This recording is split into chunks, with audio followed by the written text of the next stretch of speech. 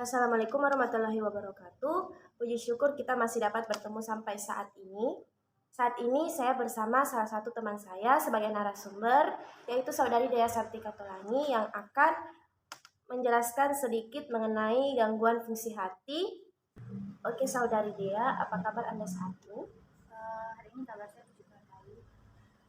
Kalau boleh tahu, apa kesibukan Dea akhir-akhir ini? Kesibukan saya akhir-akhir ini kuliah online, kalian juga offline. Sebelum kita mengetahui lebih dalam mengenai gangguan fungsi hati ini, mungkin dia bisa dijelaskan sedikit mengenai organ hati dan apa saja fungsi daripada hati ini. Oke, baik, di sini saya akan menjelaskan sedikit mengenai organ hati. Jadi hati ini merupakan salah satu organ yang perannya sangat vital dalam tubuh manusia. Organ yang biasa kita sering sebut liver ini, dia merupakan organ terbesar di dalam tubuh manusia. Dan hati ini dia terletak di rongga perut kanan bagian atas, dan dia tepatnya di bawah rusuk bagian kanan. Lalu apa saja fungsi daripada hati ini? Mengenai fungsi hati ini dimulai dari dia menghancurkan racun di dalam darah, dia menghasilkan protein, hingga dia membantu proses pencernaan. Oke, jika kita memeriksakan fungsi hati kita, apa saja yang dapat diperiksa dalam pemeriksaan fungsi hati?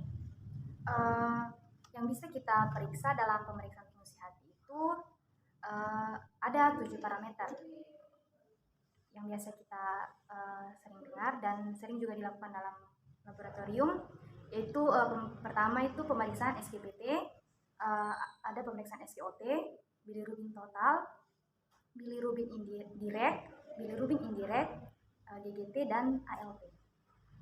Seperti yang sudah dia jelaskan tadi, bahwa ada 7 pemeriksaan yang dapat kita periksakan dalam pemeriksaan gangguan fungsi hati ini. Jika saya ingin melakukan pemeriksaan tes fungsi hati ini dari salah satu parameter tersebut, misalnya SGPT yang ingin saya periksa, bisa dijelaskan mengenai apa itu SGPT? Baik, untuk jika kita salah satunya yaitu SGPT, SGPT sendiri itu dari kepanjangannya itu serum glutamik piruvik transaminase atau SGPT. Dia merupakan salah satu enzim di dalam tubuh manusia.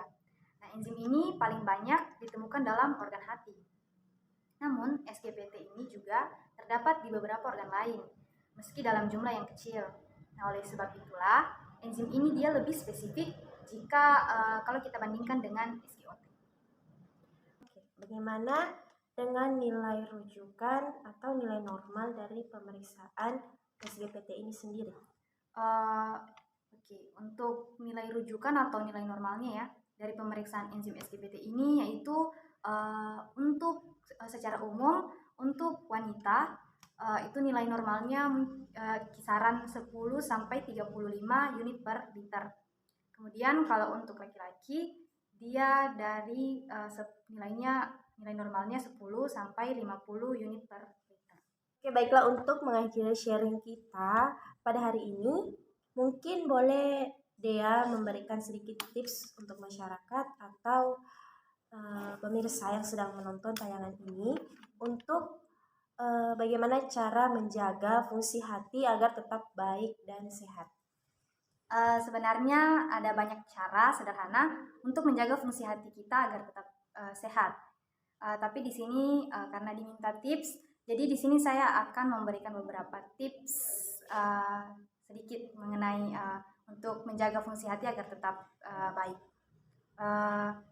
Yang pertama itu banyak minum air putih, kemudian hindari konsumsi alkohol, kemudian makan makanan yang bergizi, konsumsi obat-obatan dengan bijak.